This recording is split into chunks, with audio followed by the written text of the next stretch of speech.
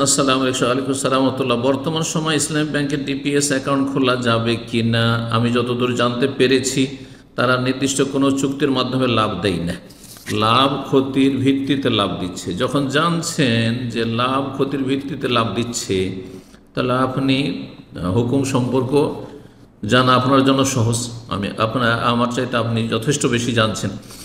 এখন আমার প্রশ্ন, এটা কি বৈধ হবে যদি লাভ ক্ষতি দুটোতেই শরিক থাকেন? যে মুদারাবা, আপনি পুঁজি ইনভেস্ট করেছেন ব্যাংকে, আর আপনার পুঁজি খাটিয়ে সেখান থেকে লভ্যাংশ থেকে একটা অংশ দিচ্ছে।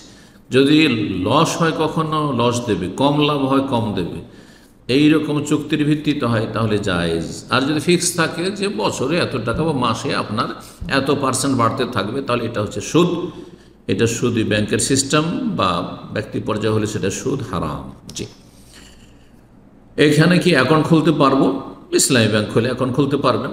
আর তাদের দোষ ত্রুটি যদি থাকে আর তারা সেগুলোকে গোপন রাখে, হাইড করে, তাহলে তারা রবের কাছে জবাবদিহি করবে।